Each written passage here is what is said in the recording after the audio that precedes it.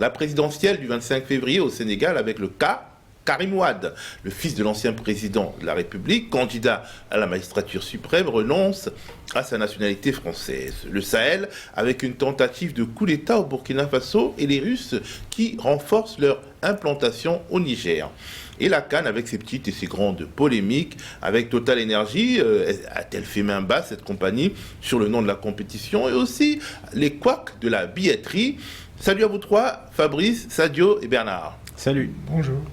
On commence par la période fébrile avant la présidentielle du 25 février au Sénégal, avec Karim Wade qui met en avant le fait qu'il a renoncé à la nationalité française pour éviter de se faire éliminer. Fabrice, c'est ça ? Effectivement, Théophile, on a appris la nouvelle par une publication au journal officiel français, ce site qui publie donc les textes législatifs et réglementaires en France.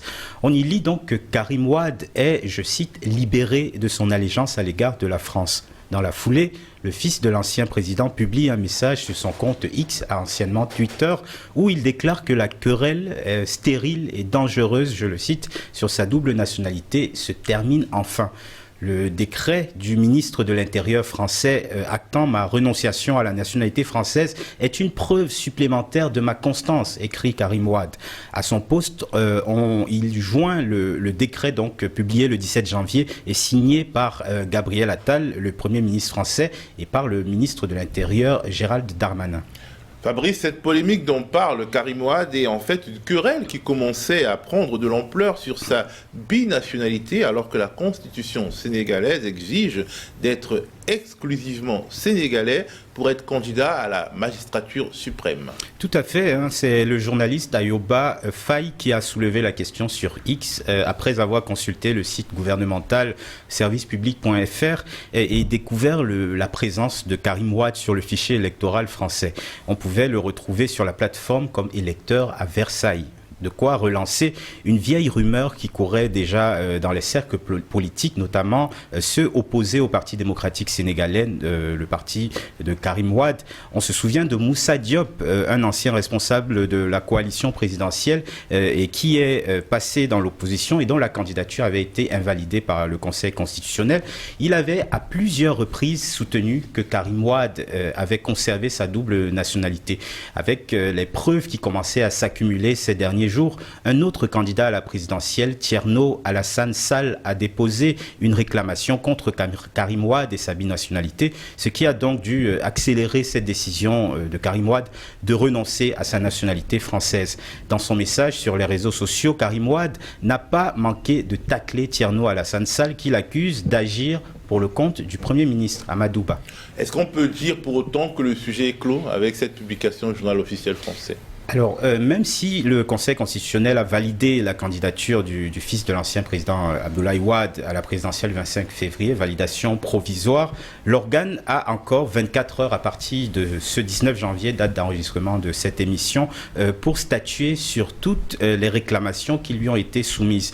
Les détracteurs du fils de l'ancien président considèrent même que même s'il renonce à sa nationalité française aujourd'hui, Karim Wade a donc menti en déposant son dossier de candidature le 23 décembre dernier.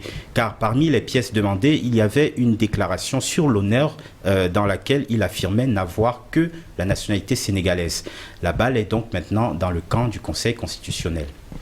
Bon, petit ajout, petite question additionnelle. Est-ce que finalement, au fond, tout cela ne va pas relancer les accusations inflammables en contexte africain d'être le candidat de Paris qui pleuvait déjà sur Karim Wade ?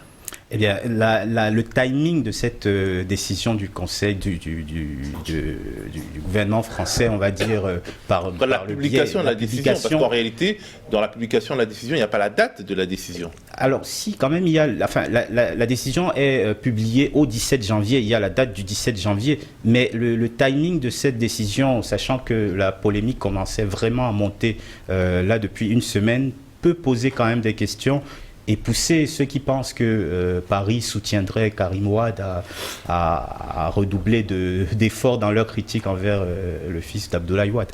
Sadio, nous enregistrons cette émission le vendredi 19 janvier 2024 au matin.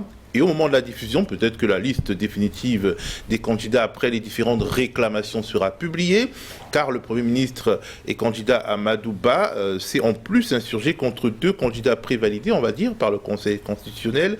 Il s'agit de Bassira Diomaye Faye et de Cheikh Tidiane Dièye, qui devraient être mis hors jeu selon Amadou Ba parce qu'ils appartiennent à une formation politique dissoute, et aussi parce qu'ils auraient produit de fausses pièces. La formation politique dissoute dont on parle, c'est le PASTEF, le parti d'Ousmane Sonko. Ça veut dire qu'en réalité, le pouvoir, à travers Amadou Ba, ne veut absolument pas de la participation du PASTEF, du parti d'Ousmane Sonko, d'une manière ou d'une autre, à cette élection.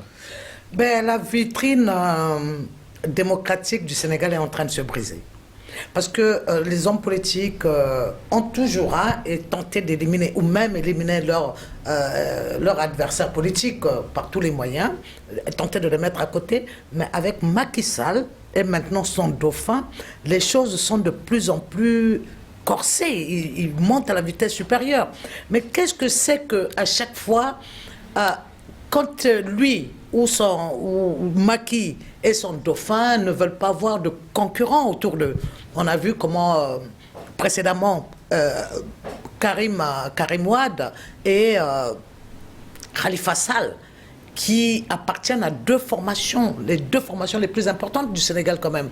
Comment ils ont été mis hors course avant même que certaines procédures judiciaires n'aboutissent, on les avait déjà écartés avant que ça n'aboutisse. On a même vu à un moment, quand au 2e mandat de Macky Sall, au début pendant la campagne pour le 2e mandat, quand Karim a voulu revenir, Mimi Touré, donc Aminata Touré, qui était la première ministre de Macky Sall, a dit il viendra à condition de pointer d'abord au pôle économique pour payer ce qu'il doit, alors que, voilà. Ça veut dire, même s'il y a du vrai, finalement, on voit trop de pression sur la justice sénégalaise en faveur de ces hommes politiques qui le Conseil constitutionnel, précisément. Sur le Conseil constitutionnel, pour chercher le moindre pot et essayer d'écarter les autres. Et puis, j'aimerais aussi répondre un peu à Fabrice sur le fait que ces hommes politiques qui... On est en train de voir un peu comment être président avec la double nationalité ou pas. Mais nos pères fondateurs étaient tous nés français. Est-ce qu'on a vu une politique, un candidat cloisonné dans son pays quand il fait campagne pour être... Au monde, il n'y en a pas. Bon, il y a la Constitution et la Constitution. Voilà, non. Je ne parle pas de la nationalité. Je parle de lorsqu'on dit c'est le candidat de la France ou le candidat... On n'a pas dit que Marine Le Pen était le candidat du Tchad. Lorsqu'en pleine campagne, il est allé en Centrafrique.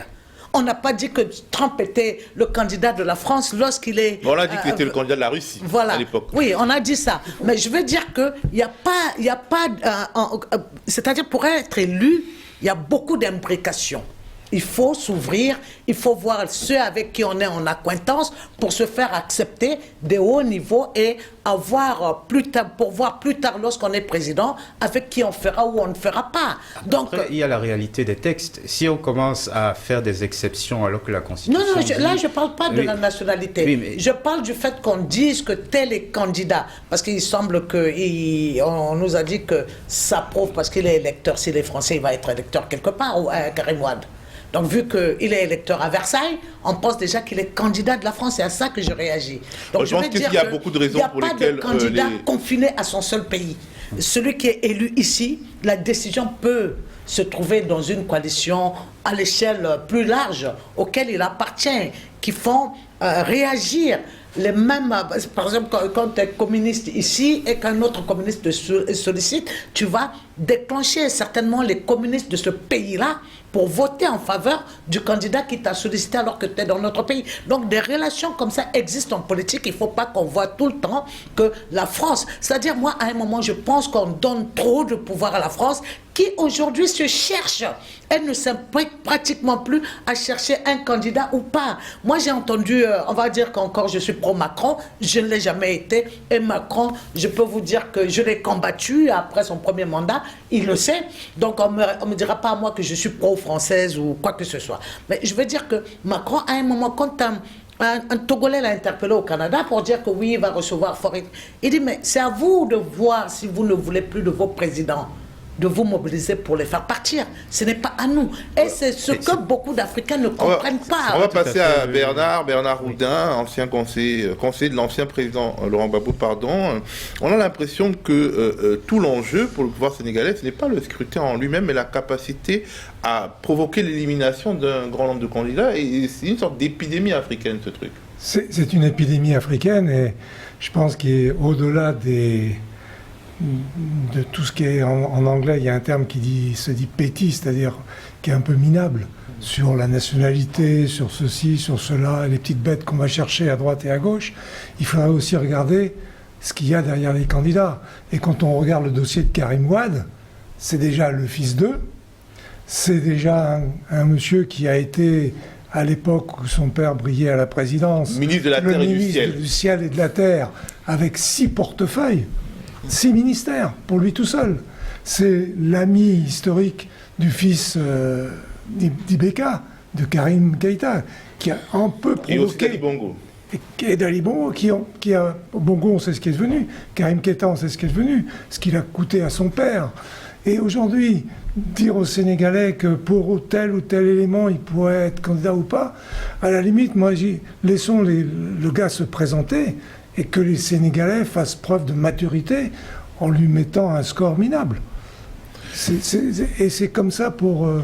Mais le truc, c'est que même avec quelques pourcentages, on peut entrer dans le grand jeu de la négociation et revenir en politique. Bon, avec 5% au Sénégal, au premier tour, vous pouvez redevenir Premier ministre, vous pouvez devenir ministre d'État de la coalition, de la gouvernement national, voilà. Pour les élections législatives... Et puis surtout qu'ils arrêtent de manipuler les constitutions qui semblent être taillées sur mesure. Bernard, à chaque fois, il y a un problème constitutionnel. En Côte d'Ivoire, on est bien placé pour ça. Et en Côte d'Ivoire, en rappelant les affaires de nationalité, le père fondateur de la Côte d'Ivoire a été président de la République le 7 août 1960. Il était ministre de la Ve République jusqu'en octobre 61. Il a eu les 2 postes en même temps. Bon, autre temps, autre mœurs. Donc ça ne vient pas d'aujourd'hui. Alors, si le Sénégal perd son statut de vitrine imparfaite de la démocratie en Afrique subsaharienne, Fabrice, regardons un peu plus largement, cela illustrerait quand même un recul qui semble général en Afrique.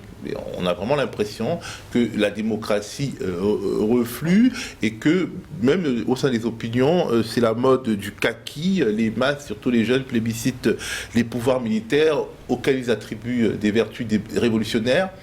La démocratie que d'autres générations comme la mienne ont cherché, elle a l'air d'être dévaluée à partir du bas et à partir du haut. Peut-être parce que les générations comme la mienne se lassent des pouvoirs qui ne savent plus la définition du terme alternance, du terme démocratie, et qui ont juste recomposé avec des systèmes qui étaient calqués à leur stature à eux, à leur profil à eux, et que les jeunes aujourd'hui en Afrique de l'Ouest, en Afrique centrale peut-être bientôt, ça a été le cas du Gabon dans une certaine mesure, mais surtout en Afrique de l'Ouest, ne peuvent plus que peut-être s'en remettre à essayer le kaki, parce que le Costa cravate les a déçus, tout simplement. Je pense qu'il y a une lassitude de la part des populations qui, certes, vivent dans un pays assez démocratique, hein, le Sénégal, il faut le dire, mais... Très relativement démocratique désormais. Oui. Il y a une paix sociale qui n'a rien à voir avec il y a une alternance. Il y a une certaine alternance qui n'existe pas ailleurs, qui n'existe pas en Afrique centrale, par exemple. Et quelque part, ils sont pris par ce double standard d'avoir à la fois l'illusion d'une démocratie et en même temps des chefs d'État qui ne changent pas leur sort nécessairement. Donc je pense qu'il y a, oui, cette lassitude-là, oui, de la rue, du peuple africain qu'il faut prendre en considération. Au Sénégal, c'est le cas. Et je suis sûr que ça va commencer à prendre encore plus d'ampleur ailleurs. Bernard, les partis politiques devraient quand même s'inquiéter du fait déjà que les élections apparaissent de plus en plus comme des mascarades, en plus avec le numérique, pas la surinformation, mais une information qui n'est plus limitée à quelques grands médias, mais qui passe également par les réseaux sociaux. Le fait électoral commence à être démonétisé et les partis politiques, dans ce contexte, sont fragilisés parce qu'il y a une alternative, et l'alternative, ce sont les militaires. Oui, comme disait Fabrice, le problème, c'est une forme de désillusion sur la démocratie telle qu'elle a pu être vendue, entre guillemets, par le colonisateur, ou les colonisateurs avec les Anglais. D'ailleurs, je remarquerais que les pays ex-britanniques ont une vision de la démocratie un peu différente des anciens pays de l'Afrique francophone. Parce que les Anglais... Ça se passe pas bien ça se passe moins bien, mais il y a quand même un certain nombre de pays où les Anglais avaient mis en place, avant les indépendances, une espèce de ce qu'ils appelaient le self-government. On le voit au Ghana, et il y a eu une tentative de démocratie à un moment au Ghana. Il a fallu l'intervention de Jerry Rawlings à plusieurs étapes pour ramener une forme de démocratie. Au Kenya, avec tous les déboires qu'il y a pu y avoir, il y a quand même une forme de démocratie. Dans d'autres pays... ex-anglais. Donc ils trouvent leur voie, et on n'a pas l'impression qu'il y a des retours en arrière permanents. En France, le problème, c'est que la démocratie française, on parle de la France, et surtout avec la constitution de la Ve République, on a un mixte, entre guillemets, entre le président roi, un petit peu, et puis les autres pouvoirs politiques. Et en Afrique, francophone, on a récupéré ça, et quand on est au pouvoir, on insiste plus sur le roi-président, et après, on ne veut plus en sortir. Et quand on devient surhomme, et du coup, on ne veut pas mourir en quittant le pouvoir. Qui rejoint un certain nombre de points qu'on a déjà vus précédemment, c'est que en étant au pouvoir, on a une action, pour beaucoup, qui est de prédation. Et la peur immense quand arrive le péage, entre guillemets, de la fin du mandat, c'est de se retrouver devant les tribunaux. On se rappelle de la figure de Sylvie Pongo qui est humiliée, jugée, et je pense que c'est aussi une des figures qui vont participer à ce que les gens qui sont au pouvoir s'accrochent au pouvoir. On a beaucoup parlé des